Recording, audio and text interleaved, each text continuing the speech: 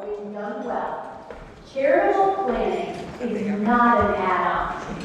It's an integrated part of your overall financial and estate strategy. It considers impact, provides flexibility, and in many cases, makes your life and your finances more efficient and more meaningful. For over 70 years, the Scranton Community Foundation has been the trusted, permanent home for that kind of planning in northeastern Pennsylvania, ever since it was started by the Scranton family back in 1954. And today, we steward more than $130 million in charitable assets across 450 funds. But more important than all of that, we help individuals and families think through these decisions in a way that's strategic, meaningful, and deeply personal to them.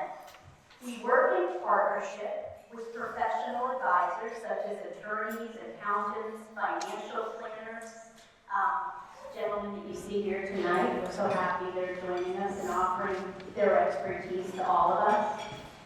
And it's done so that you can continue to work with the people that you trust while we bring the specialization in charitable planning.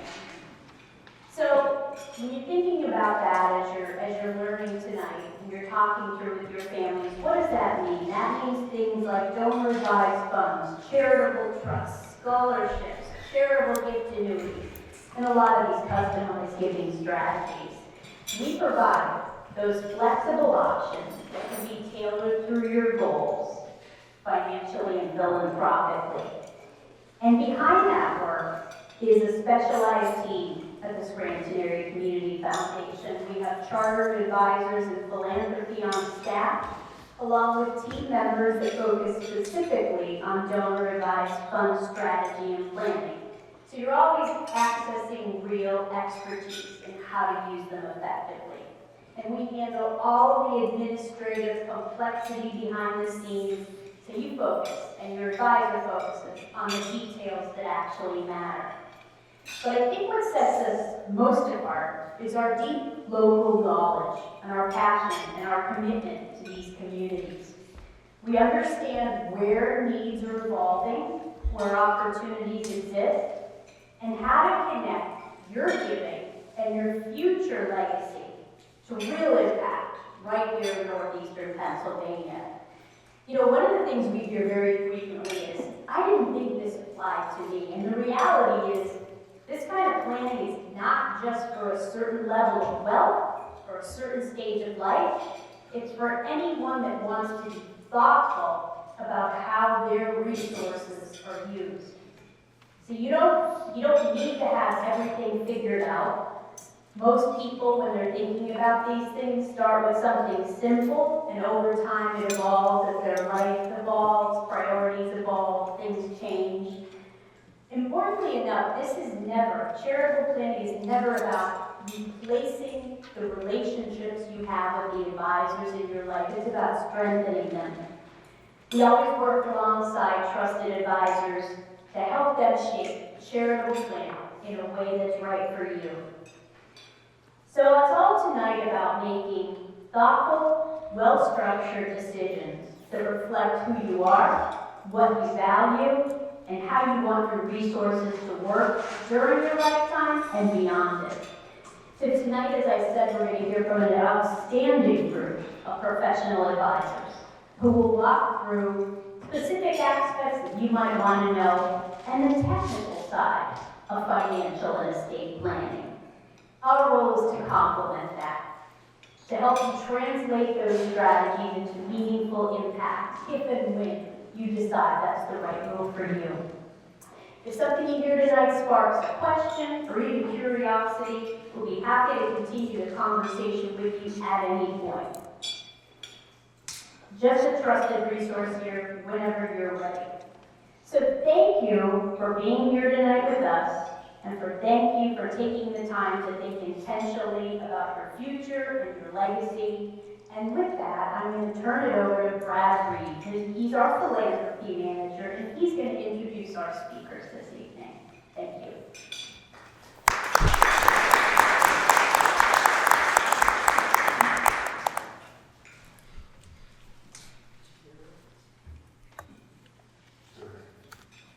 Folks, thank you so much for being here this evening. It's honestly a great pleasure to have a chance to have you here in our home.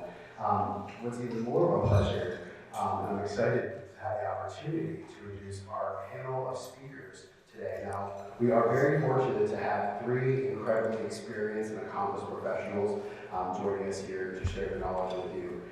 Each brings a real unique perspective on estate planning, wealth management, and trust services. I think you folks are really going to be in for a treat, so I don't see enough of you with some pens and paper for notes. I'm kidding, we'll be able to send everything along with you, but do sit back and really kind of take this experience in. Now, first, I would like to have the opportunity to introduce Attorney Scott Lynett. Now, Scott is an estate planning attorney based right here in Scranton, and he has over 30 years of experience working with families and business owners. As the founder of Legacy Planning, he focuses on helping clients protect what they built and ensure a smooth transition, not just wealth, but also values and leadership across generations. His work spans estate planning, asset protection, elder law, and family business succession, and is especially known for helping families navigate these decisions thoughtfully while avoiding unnecessary court involvement and conflict. Now next, we have the opportunity to introduce you to Michael Cordaro. Michael is a senior wealth advisor with over 14 years of experience in financial planning, investment management, and retirement strategies. He takes a very relationship-driven approach, really getting to know his clients and guiding them with clarity and care. Prior to joining Alliance Wealth Advisors, he worked with ultra-high net worth individuals and institutions at Brown Brothers Harriman and began his career at JP Morgan in New York City. A native of Dunmore, Michael is deeply involved in our local community, and even as an adjunct professor at Loveland College, my alma mater. A little bit of bias there for you, Mike. And finally, but certainly not least, I have the opportunity to introduce you to Attorney Charlie Curtin. Charlie is the lead trust officer at Honesdale National Bank, where he oversees trust and investment management services, and works closely with clients and their advisors to align financial, estate, and tax strategies. With more than 20 years of experience in law, business, and finance, Charlie brings a well-rounded and practical perspective to complex planning situations and decisions. His background includes work in tax law and mergers and acquisitions before returning to Northeastern Pennsylvania, and he holds the Certified Trust and Financial Advisor designation. Together, this group brings a tremendous depth of knowledge and experience, and we're very lucky to have them with us today. Please join me in welcoming Scott, Michael, and Charlie.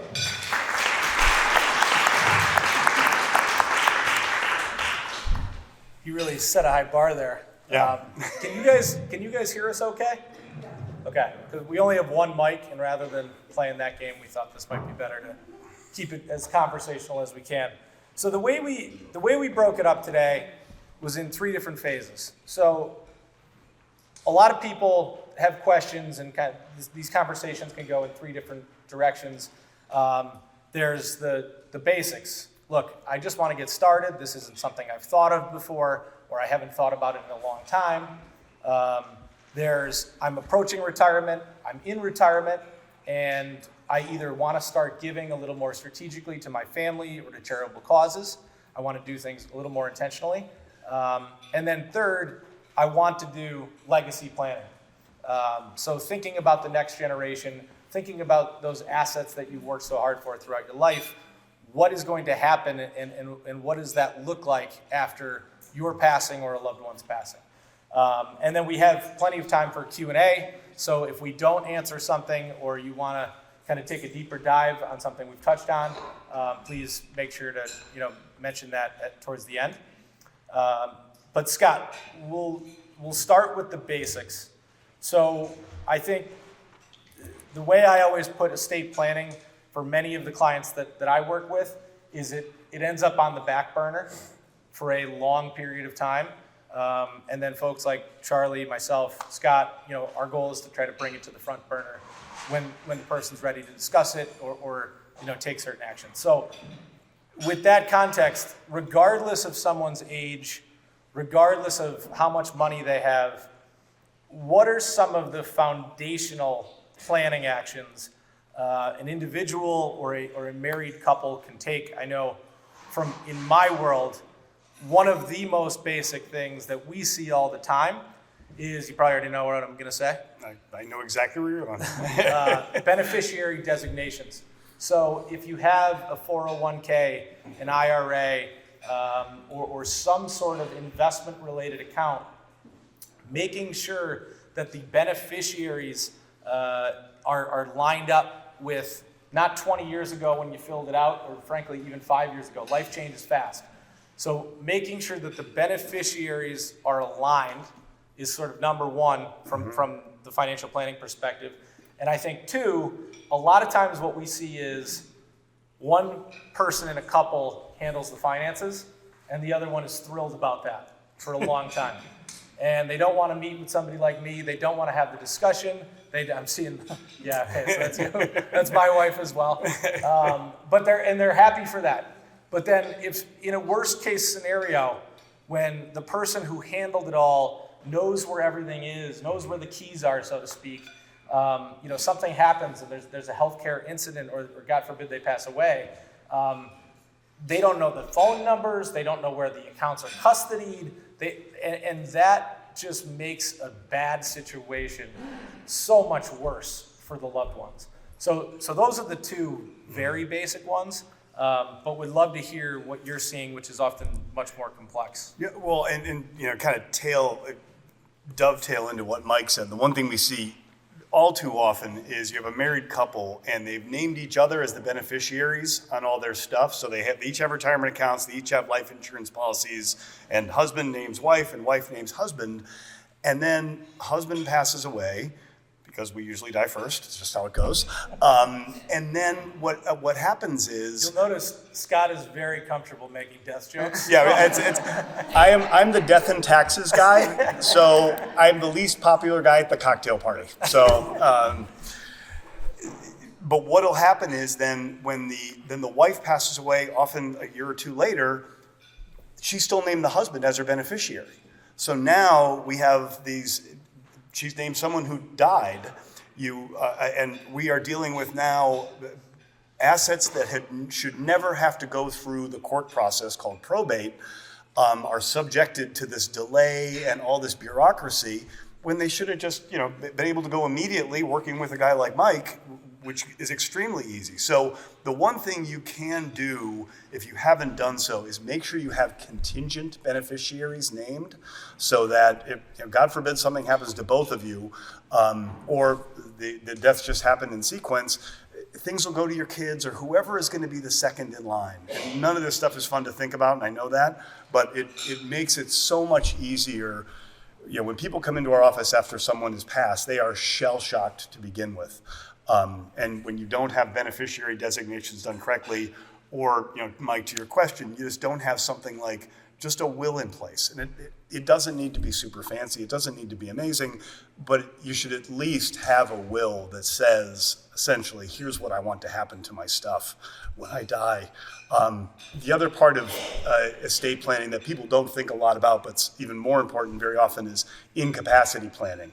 So that's if someone has a stroke and all of a sudden they can't speak, they can't sign their name anymore, especially if that person is the one in the couple who was in charge of the financial things, and now all of a sudden they don't have the ability to speak. They can't write their name. If you don't have a power of attorney, these documents can't get moved. And Charlie's seen this happen. What happens next isn't pretty, and you can speak to that even more so. Absolutely. And so we'd like to just discuss the essential documents that you need just to get started. So everybody needs these, not just people with a lot of money or these two Villanova MBAs right here. I'm surprised they invited me here today. But so the essential building blocks of the estate plan are the before documents and the after. I like to say the before are the financial and healthcare power of attorneys. These documents in themselves, so the financial power of attorney is, so you would appoint somebody, your agent, usually if you're married, your spouse, to take care of you in the event, to take care of finances, review bank accounts, pretty much step into your shoes and do anything that financial matters that you may not be able to at a certain point. So why is this important?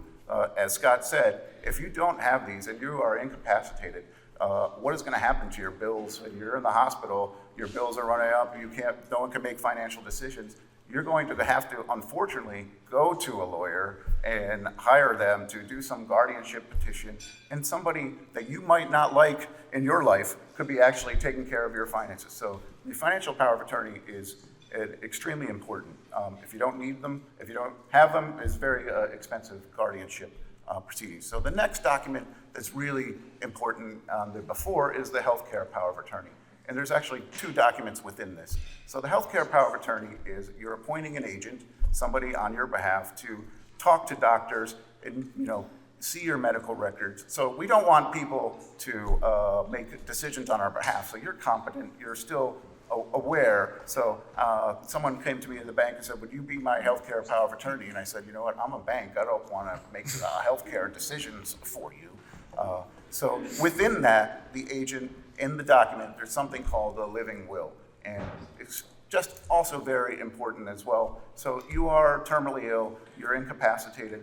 This is kind of the decisions that you do or do not want to make. So including, CPR, recitation. So you're in a terminally ill state. You have appointed an agent to make those horrible decisions on it's a terrible time. It's fraught there. So if you don't have that, are the doctors going to make the decision? Are the courts? You don't know. So if you don't have that document in place, it's extremely important to get that done. So, and then finally, so the before, we're going to have the after. And as Scott alluded to, the last will. So we want to put your final wishes together and where your assets are going to go.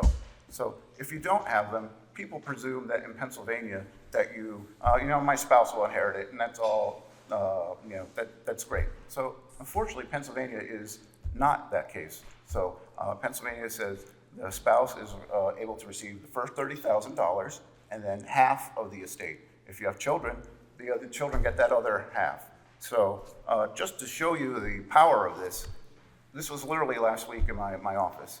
A young couple, they're married. They're actually live around the world, so they work for the State Department, but they're actually from Honesdale. They came in, and the wife unfortunately passed really young without a will. And she had assets in her own name, which we'll get to in a little bit. She died without a will, so she had a small child and her husband. This small child, she had assets in her own name, was going to inherit $1 million from the estate. So we were going to have to go to court, file a guardianship, get the bank appointed, not the father, to get and receive the assets and manage them until this little boy was 18. That is not what they wanted. So unfortunately, or fortunately, they did live around the world. We were able to move the estate to Virginia, where the spouse inherited it all, and then from there was able to take care of the son. So, the last will, this is important not just for the rich, it's everybody needs these documents, even including, your young parents. I see some young parents here. Who do you want to manage your children? I have a sister-in-law, maybe I don't like her, my wife hates my sister, which sister is going to be? So we eventually we had to sit down and we decided, unfortunately she won, as she always does, but they're gonna take care of the kids. So again, those are the basic essential documents that are going to be needed, and we're gonna kind of develop this as we go further. I think the common theme with some of this stuff is with investment accounts, right? If you start in your 20s, you have to put a very modest amount away to get to that large amount when retirement comes.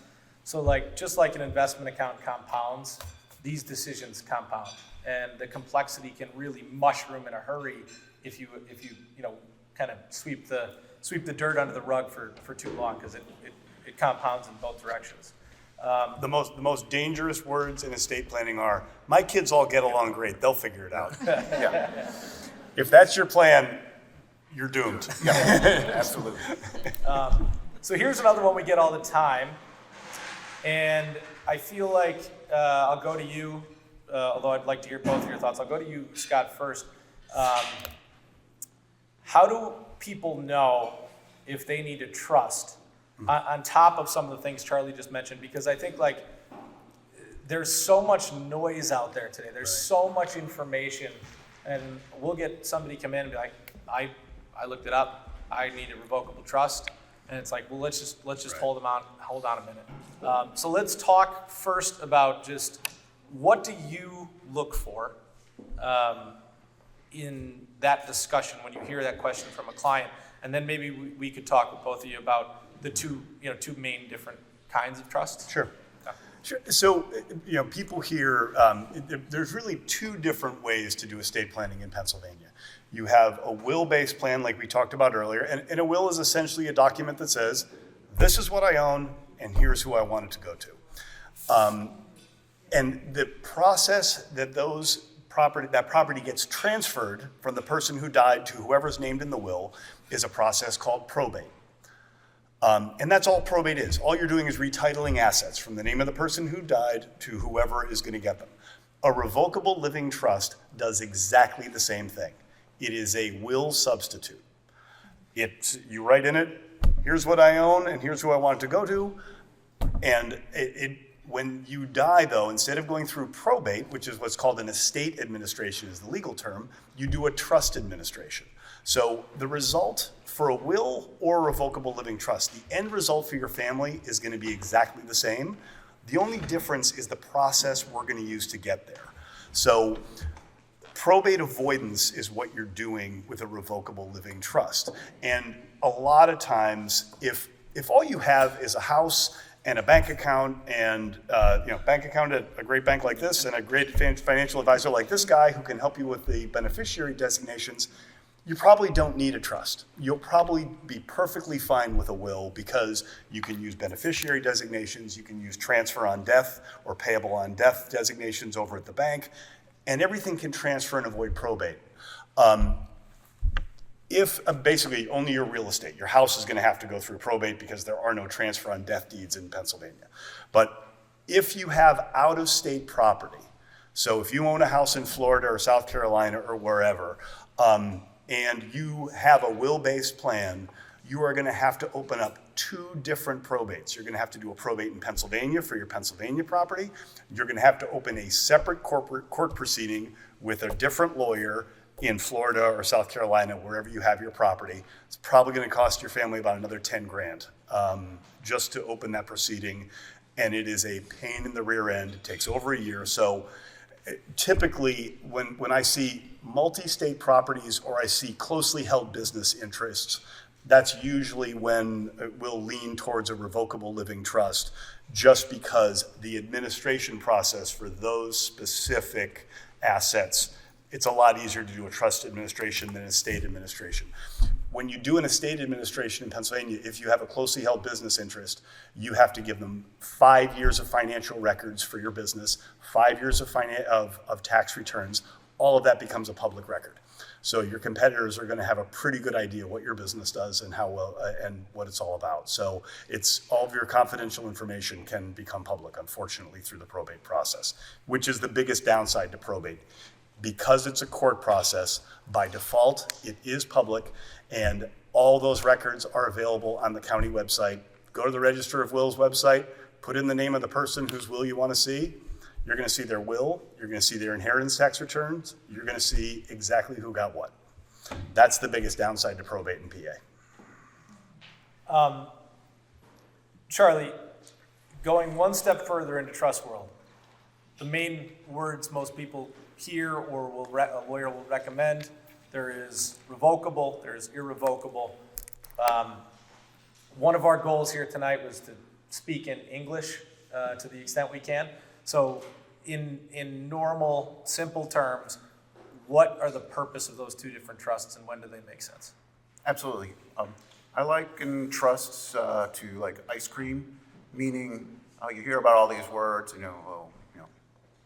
CRAT, GRUT, certain charitable trust, Medicaid trust, all these different types of trusts. But really the vanilla in the chocolate of the trust, the basic trusts are a revocable trust and irrevocable So revocable meaning, which Scott was just alluding to, it is a flexible that you can move your money in or your assets in and out while you're living. Could be the trustee. It is just a mere fiction of yourself. It doesn't, typically from the bank's perspective, we don't need your own separate social security EIN number. You can use your social security. So it's just a mere fiction. And the purpose, as Scott alluded to, is that, estate planning in certain circumstances. What I would mention about revocable trusts, if you do have them, some lawyers, not Scott, are going to come to you and you're going to get if you do go through this process, you're going to get a book. And it's about this big. And it's got trusts, and it's got all sorts of crazy documents, which, as a lawyer, I don't read half of that stuff. Like, I don't even know what's in there. So if you're going to get this huge book, the hard part about these revocable trusts is, I would say, it's the after. So once you get the book, you're going to need to retitle all of your assets into the trust, or it's not going to work. So you need to make sure your bank account, you need to make sure the house, all in this flexible in and out trust, this revocable trust if you're trying to avoid probate. So the hard work on the estate planning side is not getting it together, it's the after the administration. So, Scott will be able to lead you through that process if you're going to go through there, but sometimes, you get it and you don't know where it's going. So and I see it day after day that people have these documents and they never did that second step. So that's tip one. So on the irrevocable trust, so that's a different type of animal. I like to say that it's its own person, it's its own entity. So once somebody has put the asset into it, the house, the cash, whatever it is, it's gone. It's not out of your estate and into the trust. So again, at that point, it's, where's your money? It's not. It's the trust's money. So oftentimes, and this is my day-to-day, I like coming here because a lot of my day's work is, say perhaps a child maybe has unfortunately has a problem spending money. The parents put this into their irrevocable trust, so it's own instrument. Again, you set it aside. The child says, okay, we're putting it for the benefit of them. Maybe they needed a little extra help. So sometimes they put a bank in charge on occasion, so we're acting as trustee. So again, it's separate from, the parent. It's not the child, it's the trust. People come to me and say, where's my money? And I say, you know what? It's the trust's money. This is set aside. It can't be changed. It can't be modified. You're following the terms. So within the trust space, again, there's all those different flavors of ice cream, but essentially those are the two basic ones. Scott? Yeah, the two, really, so we're throwing around the word trust a little bit and haven't said what it is. So let's, just so you understand what a trust is. Every trust in the world you've ever heard of, the land trust that owns some of the land around here, the Rockefellers Trust, they're all exactly the same in their structure. There's three parties to a trust. You have the grantor, that's the person who owns the property. And because they own the property, they call the shots. And they write the trust agreement. Trust agreement's nothing but an instruction booklet that tells the trustee, hey, Mr. Trustee, I'm giving you my stuff. Here's what I want you to do with it. And it's all done for the benefit of the beneficiaries. So that's all a trust is. Grantor takes the property, writes the instruction booklet. The trustee is a fiduciary. They are legally required to do whatever the instruction booklet says, and it's all done for the benefit of the beneficiaries. The difference between revocable and irrevocable is, if you think about the word revocable, revoke it. You can pull it back anytime you want. You're in total control as long as you're alive. Irrevocable, you have given up control, either because you gifted it away legally, like Charlie said, or you died, and then now you can't take it back because you died. But that is the difference, is that the grantor has given up control in one scenario, and he has retained control in the other. When you give up control, that's when you get the tax benefits, that's when you get asset protection. In exchange for giving up control, you get all those cool benefits. But the price you pay is giving up control. So that's always the difficult trade-off that you have to make in those situations. And I'm glad we took a step back there, because I do think sometimes you jump forward with all this terminology before really explaining it. So let's say, Charlie, I walk out of here, I've updated my beneficiaries on my financial accounts, but I have none of those other documents in place, and I get hit by the proverbial bus. What happens next? I think before moving forward, let's walk people through what that process looks like for the immediate family or next of kin. Yeah, absolutely. As we were kind of alluding to, at that point, again, it's a very emotional time, and we're grieving, but at the same time, we have to do all this administrative work. So in Pennsylvania, there is this process we call probate, which you have to so-called raise the estate, and if you do not have a will and do not have these in place, someone is going to be appointed that maybe you don't want, or a family member is going to be appointed the administrator, but if you have a will, the executor. That person will then be managed and tasked to gather up the assets, pay the debts, and pay the inheritance tax, which we'll talk about in a little bit. And then finally, after about a year in Pennsylvania, close out the estate and pay the beneficiaries. There's about 12 or 13 different steps in between that step. So if you imagine, it's just really hard and it's a really difficult and fraught time. So I like to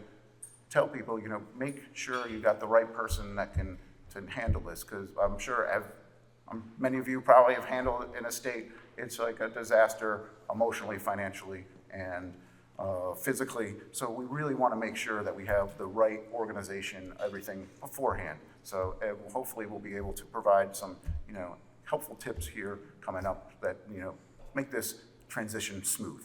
Well, one of those things, and I know this is relevant for you, Mike, is you have families with young kids. You may have, you folks may have kids or grandkids or whatever who are young, and is there an emergency guardianship plan? If mom and dad go out to dinner and don't make it home one night, where are the kids going to sleep that night?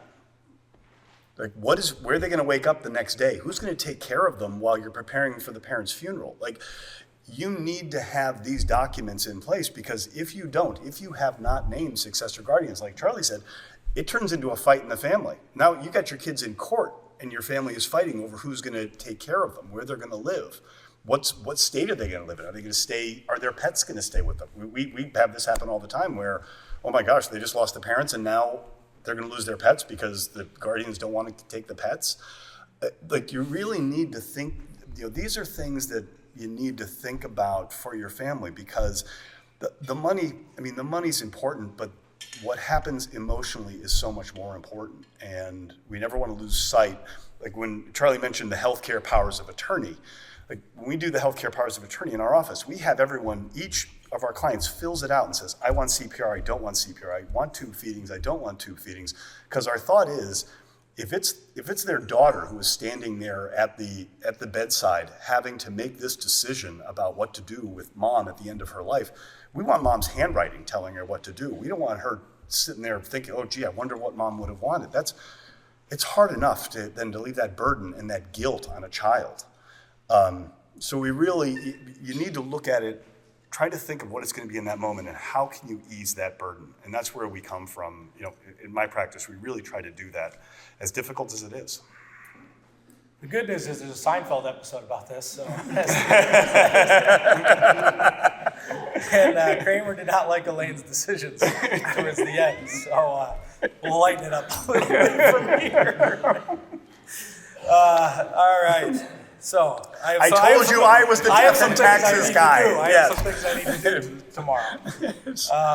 So moving forward, giving in retirement or giving while you're still working, and one of the things that I see a lot in my job is people have worked really hard. They decide maybe they don't want to retire. They'll work part-time, and they'll have enough assets where it's like, well, I didn't work this hard to give it all away when I die, right?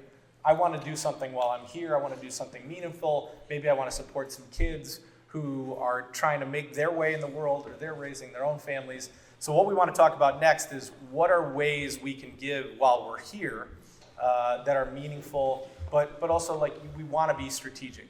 So I think, again, one of the basics from my world before I hand it over to the experts on this stuff is a qualified charitable distribution from your IRA. So at a certain point, everybody has to take what's called an RMD, right? Required mandatory distribution, or minimum distribution.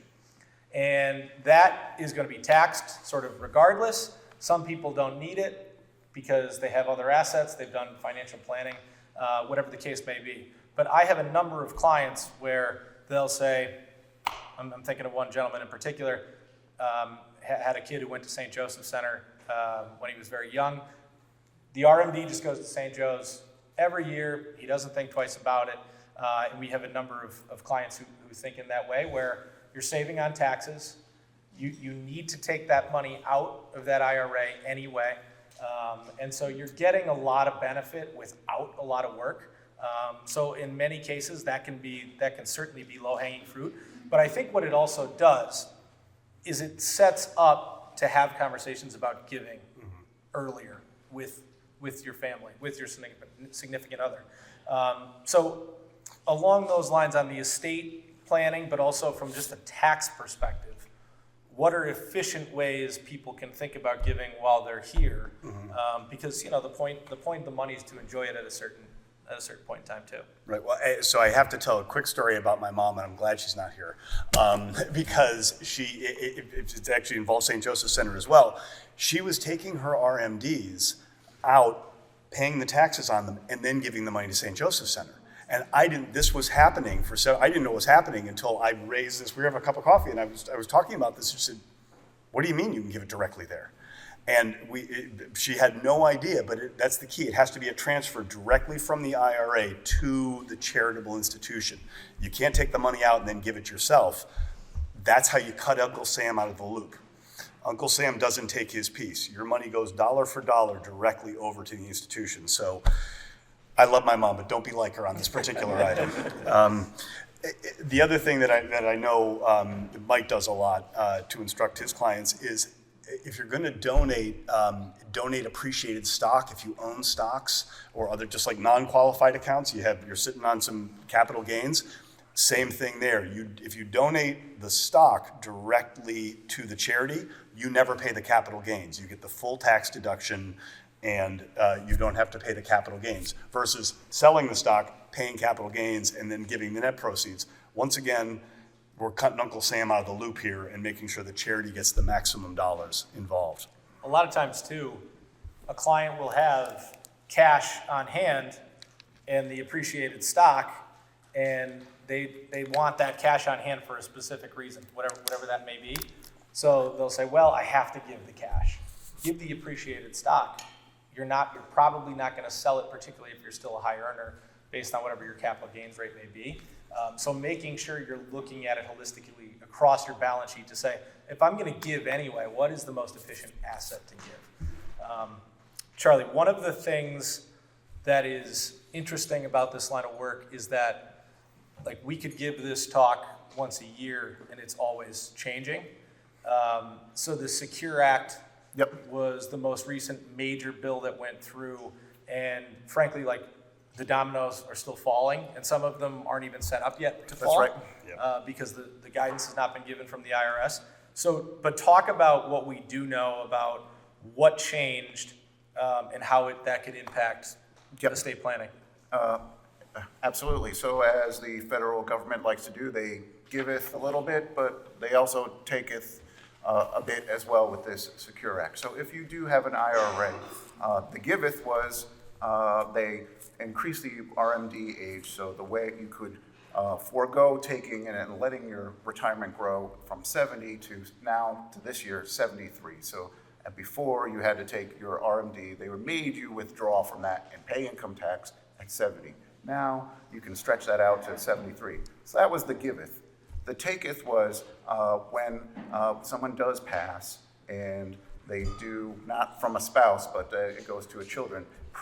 Previous to the rules, the child could stretch out that lifetime over their lifetime, the parents' RMDs over their lifetime. So if they're younger, in their 40s, they could take many, many years to withdraw the parents' retirement account. So it was a really nice benefit for the children to not having to take out and pay all that income tax all at once. So unfortunately, the Secure Act did that. They changed the window, and now it is 10 years. So if a child inherits your IRA, they have 10 years to withdraw it. And I'm sure Michael and his team, so there was no rules to when you had to take the 10 years, so as of last year. So was it, do I take it in year 10? Do I have to take it in year 1? We were just doing all sorts of weird stuff, and because there was no rules. So we're saying, hey, you don't have to take it.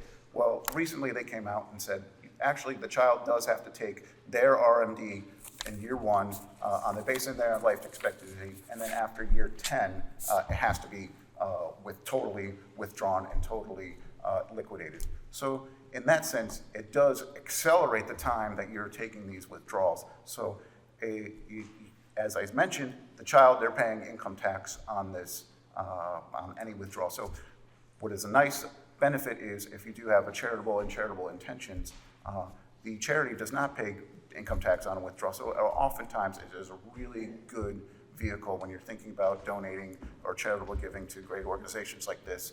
The IRA is one of the first places you look because of the income tax advantages that it, or non-income tax advantage for the charity as opposed to your children who will be taking tax out or paying tax on any withdrawal they do. So, And a lot of times too, the child is in their highest earning years. yep. So the income tax that they're paying when they receive those assets is much higher, and they're going to have to take that out in their highest earning years. So if you plan to give to your children, being strategic about that, can you get certain assets out of the IRA while you're alive and you're retired? Your income rate is often much lower than the child who will inherit, who may be in their 40s or 50s and still working full time. The next place I'd like to go, you mentioned our great host in the Scranton Area Foundation, come to mind here. So donor-advised funds are one of my favorite tools in the world. And this is not a legal term, but the way I think about it is it's a charitable investment account. You put the money in, you make sure you check the boxes, right? But you put the money in, especially in a high earning year, and then you can decide when that money comes out over any period of time. And you can have it outlive you, right? So if you want to put a donor-advised fund to the side, you and your family can then every year say, we're going to give a certain percentage of this away to causes we care about. Scott, you have a personal example, so I'd like you to explain it a little bit more. But I think a donor-advised fund is one of those things, again, Charlie, you mentioned it, where it's like people think, oh, I don't have enough money for that. And that is absolutely not true. If you have a charitable inclination and you're thinking about how can I do this in a way to bring my family on board, and maybe you've sold a business or you've had something, some high earning years as you head into retirement, the donor advised fund is one of the most underrated tools I think there is, at least in my world. Yep.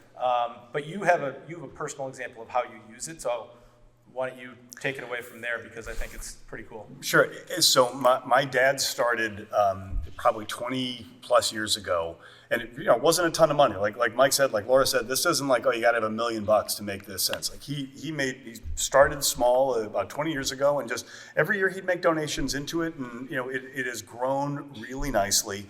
And that's him. He's the big guy in the tuxedo. But it was someone in his life died who was very important to him, and so he set it up as a memorial to this person, and it has grown over the years.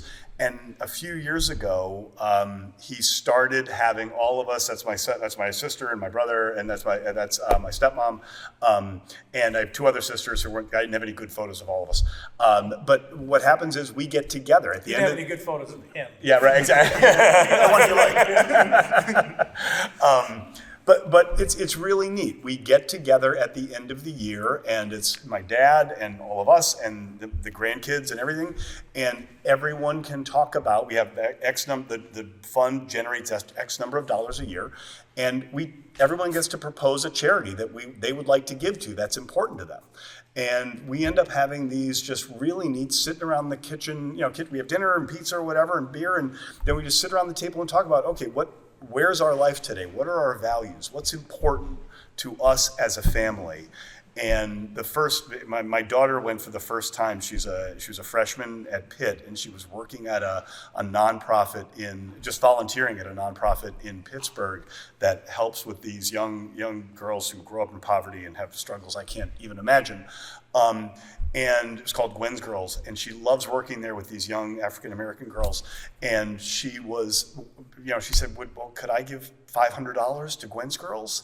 And my dad was like, of course you can. And she was electric for like 2 days. She was so excited. But it's really, we talk about legacy and we talk about values and what's important to us. And that's what we get to talk about. How do we give back? What does our family stand for? And how can we make our community and the world a better place? And each person gets a voice, it's been a terrific experience having this. The Donor Advised Fund has just turned into a kind of a really special night for us every year.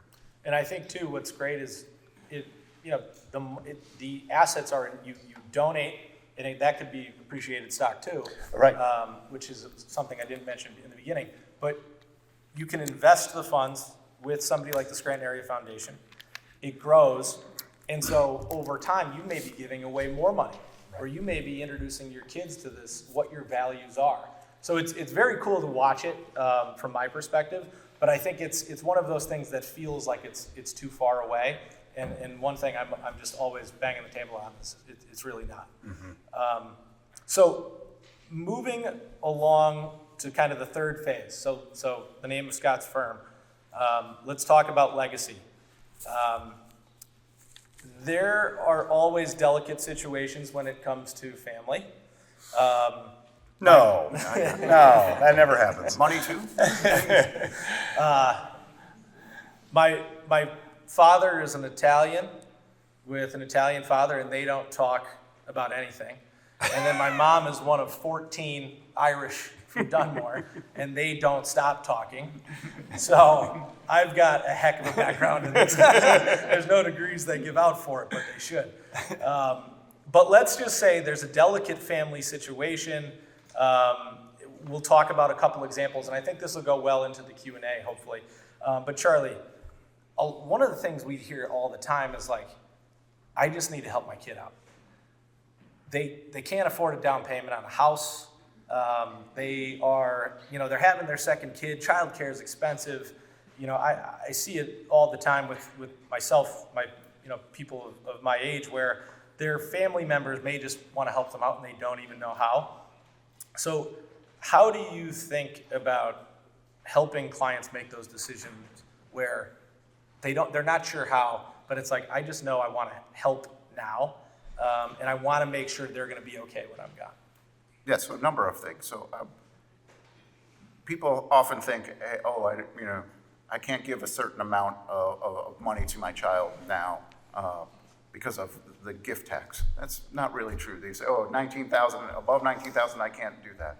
If your estate is worth less than $15 million, which I think mine I hope is. all of you are above that limit, and that's a great thing. Then we're out of here. You need to talk to somebody else. But so I would say, don't be concerned about giving more or less or more than the $19,000, because you have $15 million that you can use above $19,000 each year. So often I like to see, or what I have seen is, this is just my opinion, is that yes, if you have built up your wealth, you're going to, if unfortunately when you do pass, Pennsylvania does charge an inheritance tax.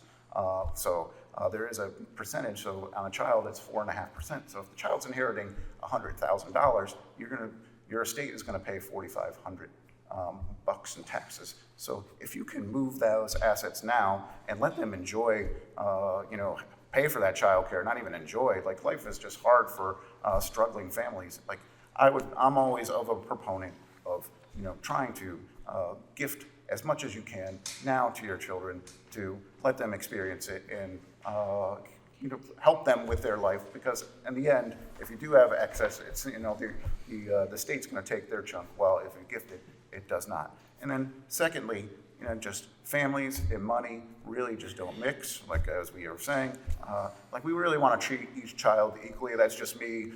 That's just my pontificating. But when one child is treated differently than the other child, like that just gets it gets all weird in the psychological going forward after that point. So I know sometimes they're like, oh, well, he's, that child, he's really doing really well. He doesn't need the money. This child, he's struggling.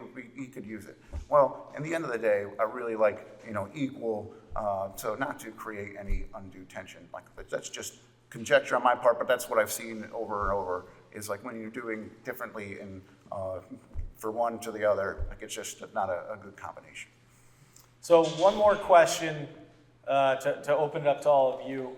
I think we're hitting about an hour, which is when people start falling asleep on this topic. So before anybody gets hurt, my child married somebody I don't like. He has a 6-year-old. I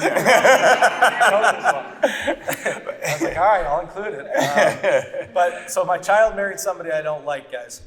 How can I make sure that I can control the situation to a certain extent to take care of, the people that I want to and need to, but I know that all these assets I've worked hard for, it's not just a free for all either. So let's talk briefly about that, and then we'll open it up to all of you. This is probably one of the most popular questions I get asked. Like, oh, I love my daughter-in-law; she's amazing, but that no good, blah blah blah son-in-law, I don't know what she sees in him. So when we have those situations, going back to the irrevocable trust, and what we can create is what are called inheritance protection trusts. So, and whether you're using a will or a revocable living trust, it doesn't matter. When you use either of them, basically, we call them springing trusts. They spring into existence at the moment of your death. So you have a trust, and the inheritance for your daughter or whoever you're concerned about goes into this trust. And again, like I said before, because you're the grantor, you're the one who had the money, and even though it's in your will, you're still calling the shots. You write the instruction booklet, and the instruction booklet says, my daughter can be the trustee of this trust, and my daughter and all my grandchildren are the beneficiaries of this trust, but her husband is not. And it's a way to then make sure that that money can only be used for your daughter, for your grandchildren, and that the husband is not a participant in the trust. It also creates some very nice asset protection if the marriage ever ultimately falls apart. It's a very nice way to make sure that it never gets mixed in with the marital assets. So we use that a lot. The great thing about those trusts is as well, once they're set up, they become generational. They convert into what we call dynasty trusts. So they can go to the grandkids and the great-grandkids. They are never subject to inheritance tax again. They're never subject to estate tax again. So they become extraordinarily tax efficient. So they not only help them, keep the money away from the no good son-in-law, they can really help for generations beyond. So with that, we'll open it up for Q&A. I don't know if if we should pass around a mic. It seems like it's carrying fairly well, though.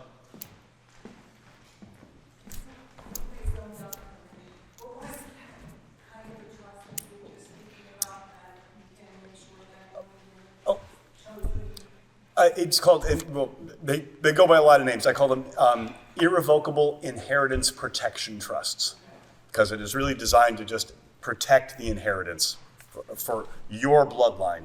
Make sure it's going to your kids and your grandkids.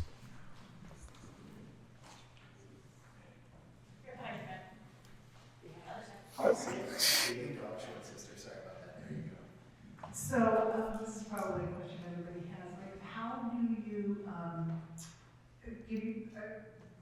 will your house in a way that you don't pay taxes? Is there such a way? No, is the short answer. So a question I get all the time is, should I gift my house to my kids? And because, as Charlie said, as the general rule, gifting during life is better than bequesting in a will, because there is no gift tax in Pennsylvania, but there is an inheritance tax.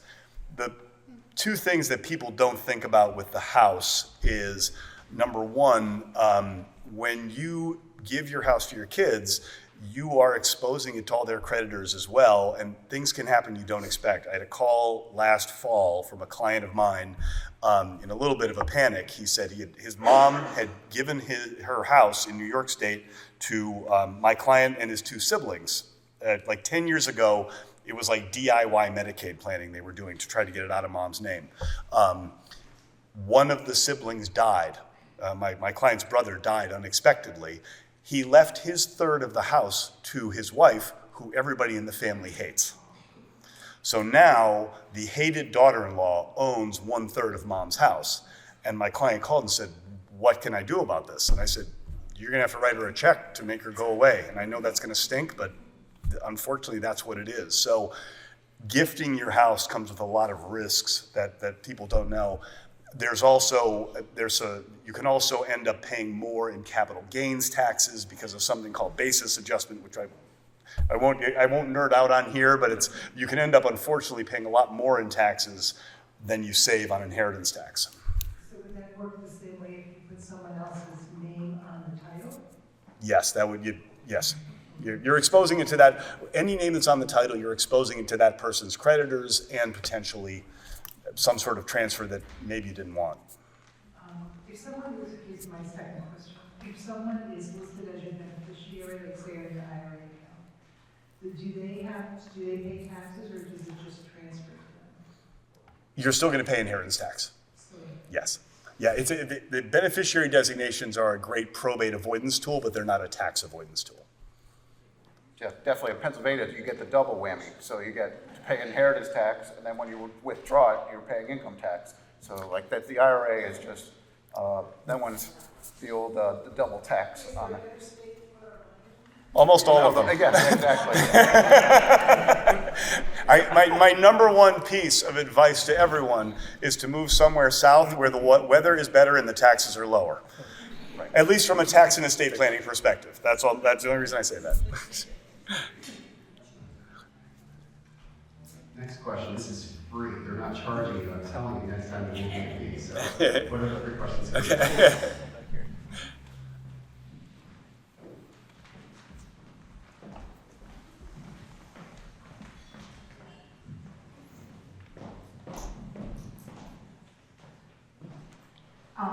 My mother-in-law passed away a few years ago, and things were a mess. They're still a mess. My husband was in charge of everything. He has two brothers that are hard of hearing and deaf, so he takes care of everything. One lives in North Carolina, the other one is in Pennsylvania, like we are. There's property in Deposit, New York. There's like 5 acres that still says the estate of my mother-in-law, and we're trying to work through all of that. But I'm wondering, when we finally do get through all that, what's the best way? So there's, we have 2 children, and there's 2 children for the other one in North Carolina, and there's 2 adult children with the older brother, and then there are grandchildren with the older brother. So like it is, when it initially was bought in the 80s, it was divided, it was 5 acres, and there was the 4 children, and you know, the husband and wife. So my father-in-law died a long time ago, very young. She kept it. And now it is passed down, but it's not, because it's kind of sitting in limbo in the town deposit. So we're so lost at what we're supposed to do once we get past this little obstacle. Right. Because what we want to do is make sure that like if I outlive him, that it passes through me and then passes through our sons. You want this law school? This is a law school hypothetical. This is like, I feel like back in Yeah. 3rd year. So do you want to keep the property, Yeah. or do you want My to? husband wants to keep the property. He's very adamant about that. The brother that's in North Carolina, who has a wife and 2 children, who's deaf, the husband and wife are deaf. They don't care. They never went to it. They live too far away from it. The older brother, who's hard of hearing, I mean, talk about family dynamics. All I do is navigate family dynamics. But the older brother really wants something to do with it, and my husband was in charge of everything, and like, we're paying the taxes. Sure. You know, but they're not paying, like, we're taking care of everything. But there's all these legalities and logistics, and I just want to, as we get further on, like, make sure that somehow what we have passes down to our sons. So is this like a vacation property or something? No, Is it's that? just a piece of property with this tiny little hunter cabin that my father-in-law built like in the 80s. So it's like there's an emotional connection to the property. It sounds like. Very much. So But it's right. like 5 acres. Right. And Right. It was in the fracking, and there was all that when the fracking started. They got approached to sell, and they wouldn't sell. But there is a very big emotional component to this. So yeah, so these, we refer to these as heirloom properties. Where there's an emotional connection. It's a lot of times it's a lake house. It's something like this where there's just more of an emotional pull. There are a lot of different ways to go about that, and far too much to go into here. But you can. The key is getting agreement among. I assume the children are adults. Ours are, the older brothers are, there's one that's still under 18. Yeah, the key is really getting the people who are interested, getting everyone on the same page, and because ultimately the legal titling has to be driven by what the family's goals are, and it's getting the family in and being like, okay, what is this going to be like in 10 years, in 20 years, and then getting a consensus, and then creating the documentation to support that in whatever form. It's either putting names on the deed, creating an LLC, whatever that is. Heirloom properties are super sticky. We have kind of a process we take families through with those because it brings up so many emotions for people. Going back to family dynamics, they're one of the most difficult assets we deal with. Yeah, it's terrible. I'm a hospital chaplain, that's all they do is navigate things. Yeah. Everything you were talking about, I've heard. Yeah. So I do want to mention one thing about the mess.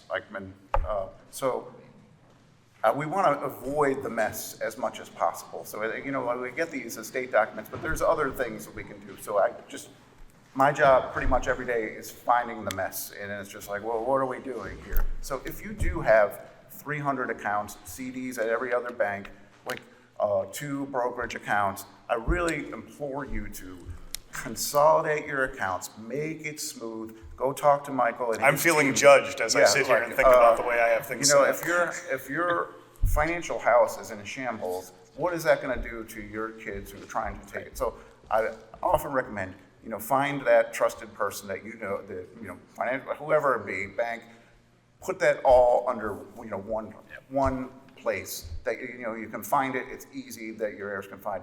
And then additionally, and probably Scott's firm does this, and I've been doing this lately and it's not just the will. Like, I have a list, and you can come up and get it afterwards.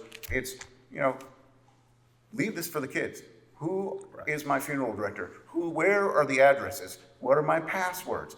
Where are my accounts? A comprehensive, we're going to attach it right to the will. This is a document that's saying, there's Mike's number, there's Scott's number, there's the lawyer, here's not just the will, like, hey, where are these things? If you have because often I serve as a professional executor, it takes me months, it takes me years, to find different things. Recently, someone came in, they had stock certificates from PP&L, AT&T, 50 of them. Like that kind of stuff. I know we're a little younger, but the old timers, they love those certificates. And you're like, oh my God, what are we doing? The mail must be like this at their house. Like the dividend checks, like the guy had 75 different stocks and he had this little ledger and he's writing this stuff down. I'm like, what are you doing? Took me 6 months, figure it out, go talk to Michael, put it in an account. That'll make your life, your heirs' life, so much easier. So again, get this list together, kind of write it down, who's who, where to find the people. It's just going to, on the other end, because I know, it's a terrible time. Someone's passed away, you're emotional, and now you got to deal with this, you're shoveling all this stuff into, so it's like a fraught experience. Really, let's organize it, let's clean it up today. So, great point. I have a question. So when you make a joke about talking to you guys right now because you guys are free, but what is the fee for to retain your service or to have you just draw up something if we wanted to do an estate plan. Get these guys a glass of wine. Sit them down right here. No, so I'll speak for myself. We have what is called a fit meeting. And what we will do is we'll sit down with the client, and what Charlie was just describing is how we start. So we call it balance sheet design. What are the assets? What are the liabilities? Where do they sit? And then we'll come up with a plan to say, this is what we think you should do. And then either the client will agree to move forward, or we'll say, look, this isn't a fit from a cost perspective, but this is still what you should do, and call us in 6 months. Let's stay in touch. But we are generally charging a percentage fee for the assets that we're managing, and that's it. So I don't make any commissions. I'm not compensated to sell you a whole life insurance policy or something like that. The goal is, if we charge you a flat fee and we do well, then we'll get a pay raise. If we don't, then we'll get a pay cut. So we're on the same side of the table. And then that will scale down. As the assets get larger, that percentage will go down. So it generally starts at 1% for anything under $1 million, and then it goes down from there. But I think in my world, it's different for lawyers, but in my world, that's often the most important question. Because if you don't understand how somebody's getting paid and they're across the table from you, you got to be really careful, right? So that's that's our model, but there's a lot of different ways to do it. Yeah, we do. So my whole firm is based on flat fee. So I have actually a very similar meeting to what Mike described when my clients first come in. We put together all their assets and we talk about beneficiary designations. We talk about how things want to pass. Do we have contingent beneficiaries named? Have we set this all up? And then at that point, it all depends on the complexity of the planning that you're doing. But at the end of the meeting, I end up saying, okay, there's 3 different ways you can go. Option A is going to cost this. Option B is going to cost this. Option C is going to cost this. Whatever makes sense for your family, and we kind of have different levels depending on what you need. Yeah, good. I don't mind. I don't fees. So.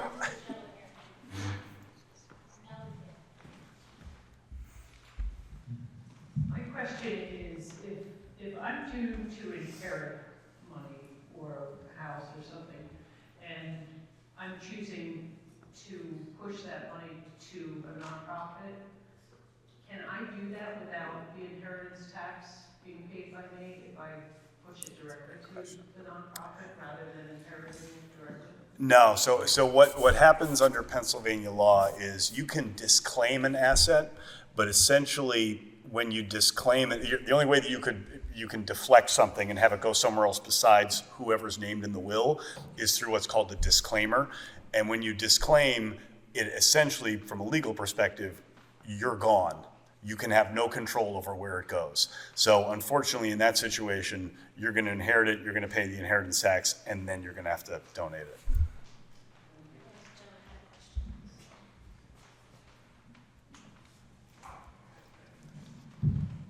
You mentioned earlier emergency guardianship. We have 7 grandchildren, 3 children, and all of the grandchildren are juvenile. If something were to happen to our daughter or our children, husband and wife, the children, although they're named in their wills and stuff, what happens with the guardianship? Is that a separate document that has to be filed, or? So there's 2 different kinds of guardianship in Pennsylvania. So you have the emergency guardianship, and that is literally the document you show to the state police the night of the accident and say, I am the legal guardian of these children, and you take them into your home. Then they may have designated permanent guardians in their will, or often in their power of attorney. They have, if they say if I become incapacitated or in their will, they can, if they have documented somewhere that someone is named as a permanent guardian, the police will accept that as allow for temporary guardianship. The challenge becomes when you have someone who has no will, they have not named emergency guardians, and now it's completely up in the air. Who are these kids supposed to go with? For the 60 days after the death of the parents. So that's when the emergency guardianship can be really useful.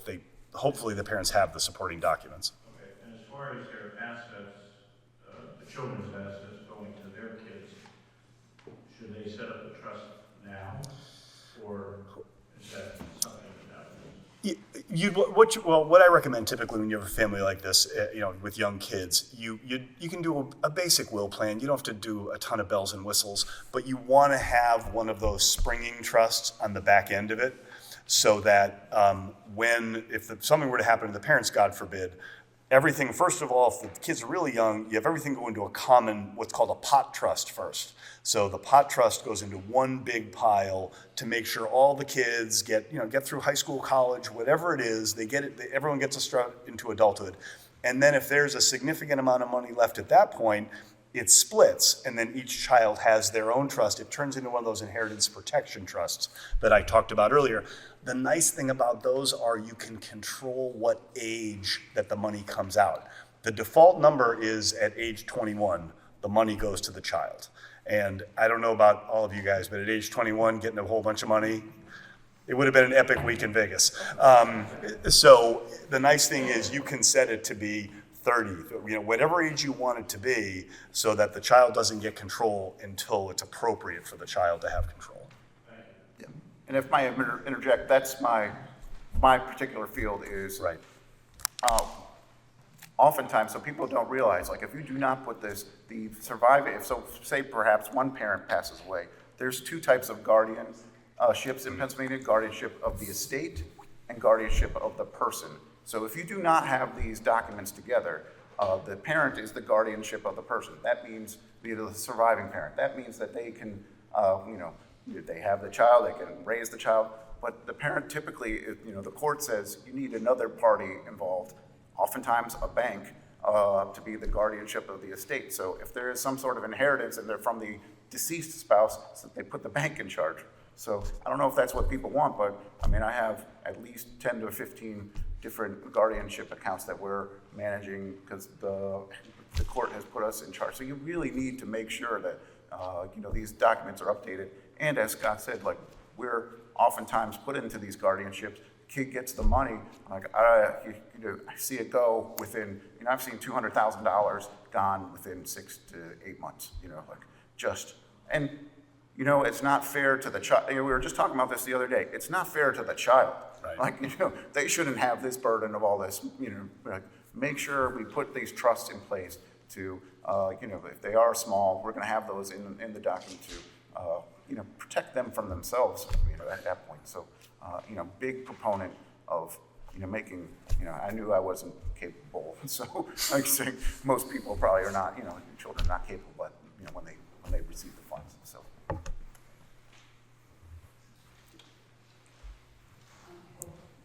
Okay, I'm sorry. How long does an executor of a will have to perform their duties? Is there a time frame on that? Right. Well, so the inheritance tax is due 9 months after the date of death. After 9 months after the date of death, interest starts to accrue on whatever amount is owed. Typical administration takes 9 to 15 months on average. Creditors have 9 months to file claims against the estate. Actually, we have 12 months to file claims against the estate. So you kind of automatically almost end up with that 12 months as a default. But a well-admitted, if you're running an efficient estate administration process, you should wrap it up in, usually 9 to 15 months. So 9 to 15 is the average? That's the average, yes. Okay. Thank you. Do you have a question, sir?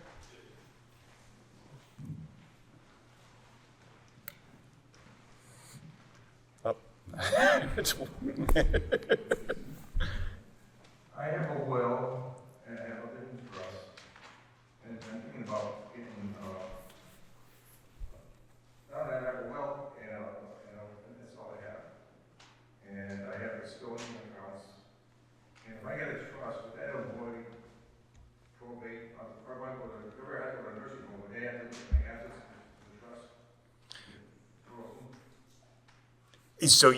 So a revocable living trust does not protect against from Medicaid. So people are often concerned about how Medicaid works and how nursing home works. So at a very high level, there's 3 ways that nursing home care gets paid for. Number 1 is private pay.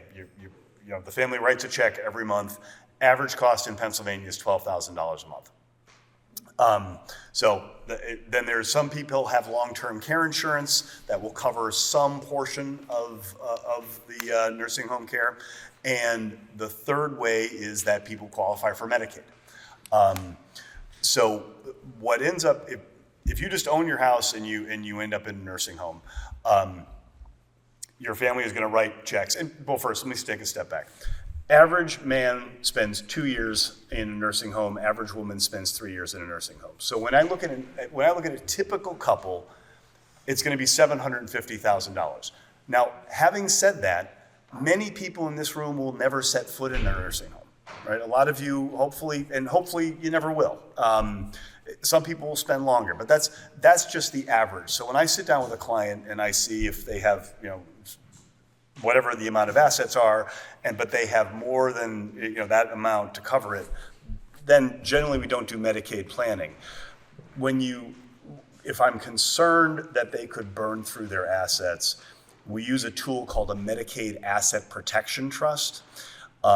That is an irrevocable trust, like Charlie mentioned earlier.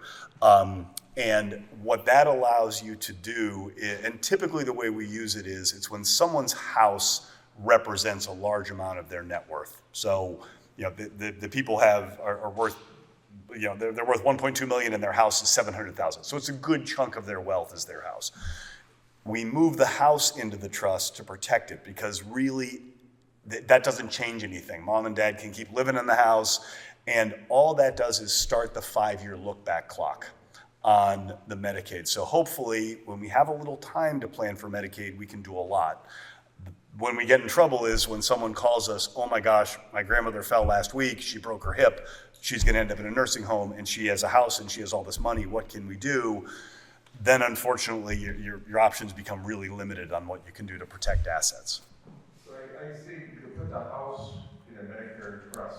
You can't put your assets in a trust. You can, but you lose access to them. So the rules under Medicaid is you cannot have access to those assets under any circumstances. So if you put liquid assets in there, so you put a stock portfolio in there that's worth $1 million, you name your children as the beneficiaries, your children can receive the distributions and they have no legal obligation to give you anything.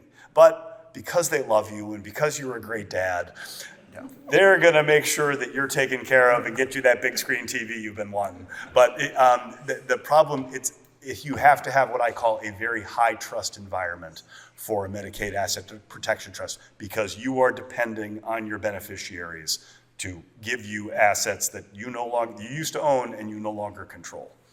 So in other words, the house would be in a trust, it really doesn't have to be. If you don't have money, you just pay for the nursing home and your own.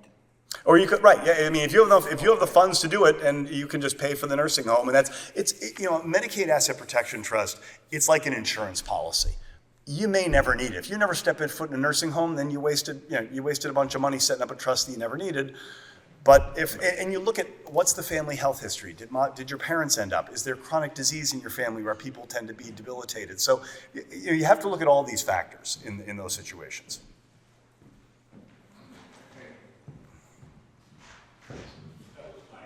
Oh, okay, great. All right, very good.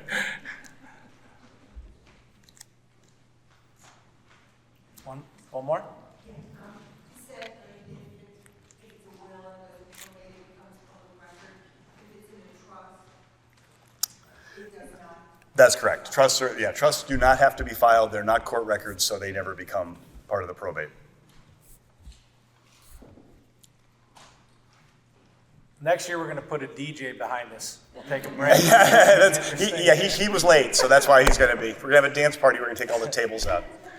The one thing that I always ask all my clients to do, and I do encourage you to do, if you haven't done this, unfortunately, I know I'm the death and taxes guy. I'm depressing, but we never know what's going to happen.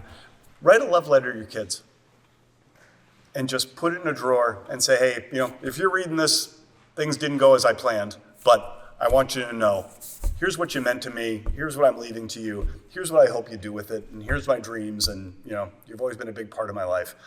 We have all our clients write those letters, and I cannot tell you how valuable those are when things, unfortunately, unexpected things happen.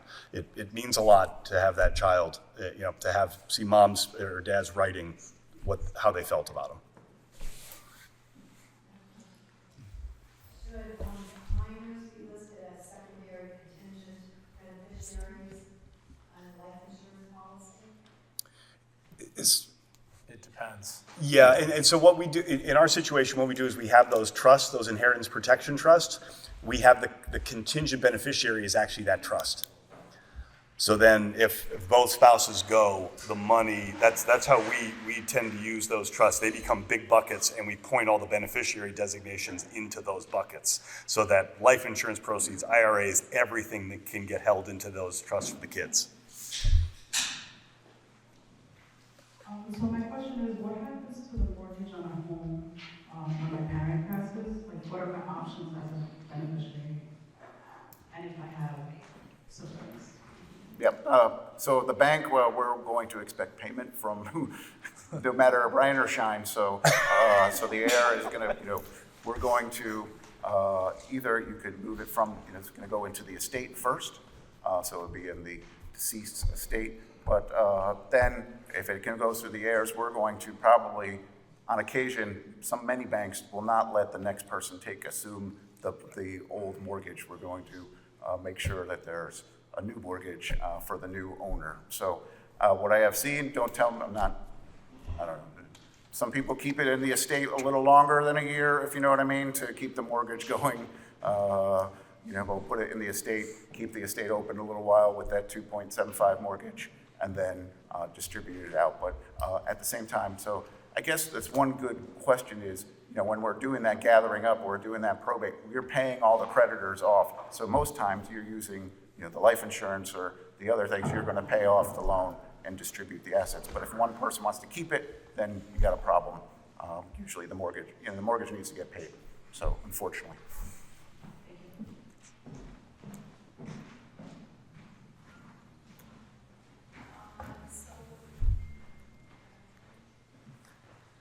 Thank you.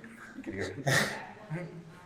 So my question is, if my partner, we're out here and what we're interested in real estate and we want to make a purchase of a home for a future opportunity with a duplex, what would be the best way that you would suggest in making that purchase with future costs? So the question is about if an unmarried couple wants to buy property together. Well, there's essentially two different ways you can buy property. Well, if it's going to be, is this going to be like a rental property, or is this something you're going to live in, or what is I'm just trying to understand the purpose of it. So it would be to live it, and then futuristically it would be to rent out and then to pull from there and to purchase it. So different, I mean, as far as titling the property, there's two ways to do it. There's joint tenants with right of survivorship, which means that you both own it together. One of you dies, the other one becomes the owner automatically, which is similar to how married couples hold. There's a little bit of a variation there, but it's very similar. The other way is tenants in common, which is 50-50. Each of you would own 50-50. The other way, if it's going to become a rental property, sometimes you want to own it inside an LLC. So it becomes, and then you become the owners of the LLC, which then makes it really easy for liability protection, for asset protection. If it's eventually going to be a rental property, that can, especially doing it at the beginning, that makes a lot of sense. So, you have a lot of options available to you. It really depends on your intent together and then sort of the long-term plan for the property. Yeah. I just want to, I'm a banker. I'm not a marriage counselor, but Pennsylvania did go away with common law marriage before. So if you are a couple and one of them passes away and it goes to the other, Pennsylvania, the inheritance tax, I don't know if we got to this, it's based on relationship. So this just happened to me the other day. They had a long-term couple. They never got married, and then one of them passed away, unfortunately. So since they were not married, the relationship was, again, the inheritance tax. There's children or spouse, 0% inheritance tax due. $100,000, you get to keep, the whole 100,000. If it's a non-people relationship, that would be a 15% tax. So $15,000 tax. So really, I don't know, I guess, are we promoting, I don't think that was a part of the legislation when it was enacted, but we really, we're promoting people for tax planning purposes to get married, because, you could be in a tax situation if one of them does pass. He's saying he's married for love and money. Yeah. I only marry for money, but. Teacher. Please raise your hand for any other questions. We have time, so we are not rushing you. And we'll stick around for Yeah. a minute too. All right. See, give him an opportunity. Exactly. Go.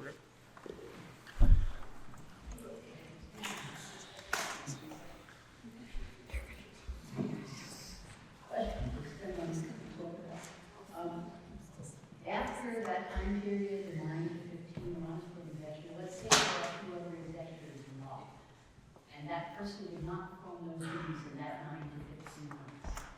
What happens? I think you could, yeah.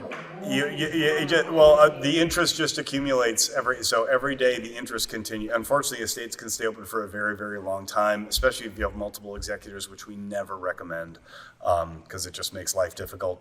But it just stays open, and the penalty, not the penalties, but the interest keeps accumulating on the amount due. And the problem is everything is frozen in time. So houses can't be transferred. Unfortunately, everyone's life gets put on hold during that period, and then you have to have an executor removed. Then it's a lawsuit that has to be filed, and it gets extremely ugly. So you can, you're going to go probably see a lawyer much meaner than Scott. Yeah, different kind of lawyer, the angry kind. kind. File a petition with the court, and they can surcharge. Right. So like the bad executor, they can fine them for not doing their job. So the interest that's accumulating on the inheritance tax, would that be their responsibility? I mean, I guess as good as the lawyer's going to, argue on your behalf to say, hey, you didn't do your job. We're going to fine him X, Y, and Z. Thank you so much. Say you wanted to, if you leave your house to your spouse, or if you die and your spouse dies, or if you leave your house to a sister or a niece or a nephew? Well, it just gets, if you leave it to a sister, the sibling inheritance tax rate is 12%. If you leave it to a niece or a nephew, it's a 15% rate, just like Charlie said. But it would just, you can leave your house to anybody you want. But just the difference is going to be the inheritance tax rate that gets paid. Yeah, 12, it's 0 for surviving spouse or kids under 21, like Charlie said, or charities. 4.5% for children or grandchildren, what are called lineal descendants. 12% for siblings, and 15% for anybody else in the world. Thank you. So what I'd love to do is leave the last 15 minutes so that people can specifically connect directly with our 3 wonderful advisors tonight. I'd like to give a big thank you and a round of applause to our incredible presenters tonight.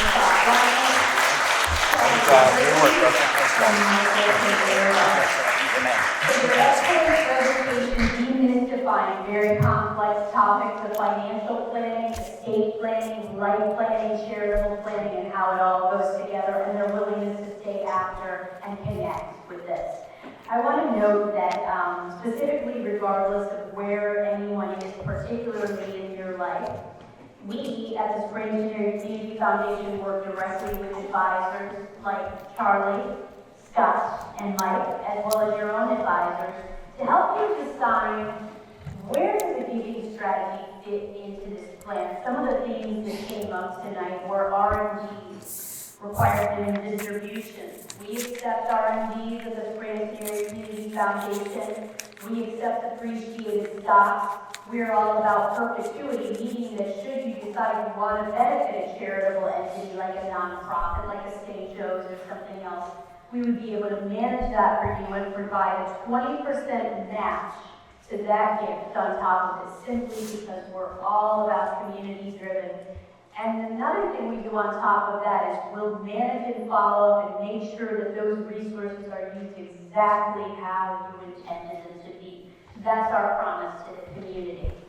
something specific to know. Funds can be started for as low as $5,000 at the Scranton Community Foundation, and then at the point of your life where you feel like you wanted to fund it at a greater level, you can do that. But it's a starting point, and as a placeholder, and after you work with advisors like Mike, Scott, and Charlie, you then know, how does that fit in line with your life? I'd like to also note that if you're into using QR codes to get more information and connect, you can feel free to scan that QR code on your table and connect with us for a conversation at any point. If that's not your thing, I hope you took a copy of the Provide and Protect book, which has all of our information on the back of that. If you're a person that just wants to make a note, you can easily reach us at the Scranton Community Foundation at simple at info@safdn.org. info@safdn.org or call 570-347-6203. And again, this is the first of what we hope to be several presentations like this, and I don't think we could have started with 3 better speakers tonight. So thank you.